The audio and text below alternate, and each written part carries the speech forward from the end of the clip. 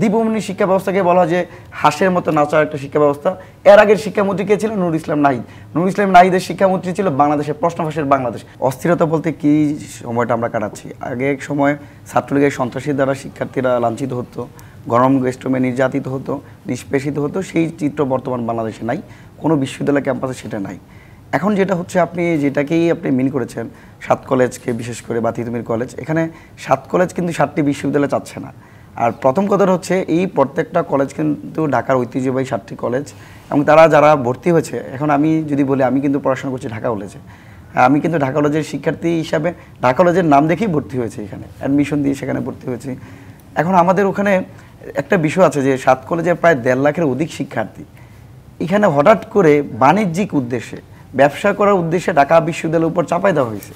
জাতীয় বিশ্ববিদ্যালয় থেকে 7 কলেজকে যে মানে বাইর করে দেওয়া এবং ঢাকা বিশ্ববিদ্যালয়ের সাথে অন্তর্ভুক্ত করা কোন প্রক্রিয়া হয়েছে, এবং এই প্রক্রিয়া অন্তর্ভুক্ত করার পর 7 কলেজের শিক্ষার্থীদের মান কতটুকু উন্নত হয়েছে আমরা দেখতে পেয়েছি। ফর্ম ফিল আপ এটা সেটা নিয়ে প্রতি বছর টাকা নিতে পারছে, কয়েকশো কোটি টাকা এখানে নিতে পারতেছে ঢাকা বিশ্ববিদ্যালয় প্রশাসন, কিন্তু সেই অনুযায়ী শিক্ষার্থীরা কিন্তু ওইভাবে লাভবান হচ্ছে না। আরেকটা বিষয়, বিচ্ছিন্ন কিছু ঘটনা অবশ্যই আছে। তিতুমির কলেজ তারা একান্তই ব্যক্তিগতভাবে তারা তিতুমির বিশ্ববিদ্যালয়ে যাচ্ছে, এবং সেখানে আমরা দেখতে পেয়েছি ট্রেনের উপর ইট পাটকেল নিক্ষেপ করেছে, যেটা খুবই উদ্বেগের বিষয়।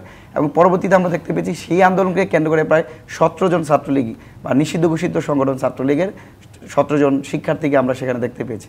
তার মানে হচ্ছে যে এই যে শিক্ষাঙ্গনের অস্থিরতা, বিগত সময়ে ছাত্রলীগের চরিত্র ছিল ক্যাম্পাসে শিক্ষার্থীদের ভয় রাজত্ব করে, এখন আবার কি করতেছে, বিভিন্ন ছত্রছায়া, বিভিন্ন মানে পর্দা দিয়ে আড়াল করে তারা ক্যাম্পাসে শিক্ষার্থীদের মধ্যে বিভিন্ন রূপে তারা ফিরে আসতে চাচ্ছে। সেটা একটা বড় একটা চিন্তার বিষয়। আমরা এর আগে যখন 7 কলেজের শিক্ষার্থীদের একটা আন্দোলন দেখতে পেয়েছি, সেখানেও ছাত্রলীগের ইন্ধন ছিল। তিতুমির বিশ্ববিদ্যালয় করায় সেটাও টোটালি তাদের একটা প্রচেষ্টা। পাশাপাশি আমরা দেখতে পেয়েছি যে আনসার লীগের মাধ্যমে আওয়ামী লীগের আবার পুনরুত্থান বা বিভিন্ন সাম্প্রদায়িক দাঙ্গা সৃষ্টি করার চেষ্টা করা। আওয়ামী লীগের যে আমরা দেখতে পেয়েছি যে চট্টগ্রামে ইসকন বা একটা ধর্মীয় অনুষ্ঠানে, সেখানেও ছাত্রলীগের একটা নিষ্পেষণ রয়েছে। আমি সব কিছু মনে হয় যে আমাদের শিক্ষার্থীদের আরও বেশি সচেতন হওয়া উচিত। আমরা যেভাবে ফেসিবাদের বিরুদ্ধে লড়াই করেছি, ফেসিসকে ঐক্যবদ্ধভাবে প্রতিরোধ গড়ে তুলেছি, আমাদের দাবি দেওয়া থাকতেই পারে, কিন্তু আমাদের দাবির একটা লিমিটেশন থাকা উচিত। এই 7 কলেজ চাইলেই 7টি বিশ্ববিদ্যালয় হয়ে যাবে, বা একটি বিশ্ববিদ্যালয় হওয়ার অবকাঠামোগত দিক আছে কিনা, বা এই সরকারের সেই ভিত্তি আছে কিনা, সেটাও আমাদের বুঝতে হবে। তবে এই সময়টা আমাদের যেন পড়াশোনার মান যেন মানে উন্নতির দিকে দাবিত হতে পারে, আমাদের যে সংকটগুলো আছে সেই সংকটগুলো যেন আমাদের যারা বর্তমান দায়িত্বে আছে তারা যেন অ্যাড্রেস করে, সেটা আসলে খুব গুরুত্বপূর্ণ বিষয়।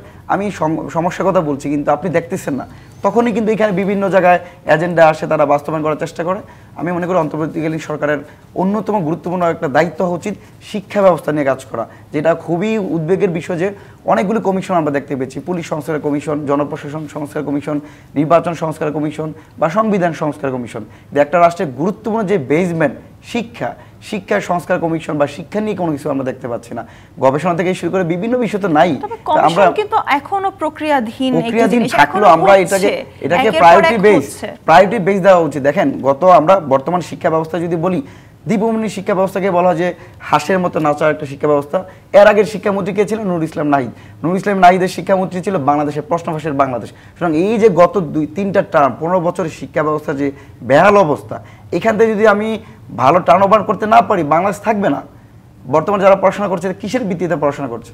আমি মনে করি অবশ্যই শিক্ষা এবং স্বাস্থ্য আমাদের দৈনন্দিন জীবনের সাথে জড়িত একটা রাষ্ট্রের গুরুত্বপূর্ণ স্টেক হোল্ডার।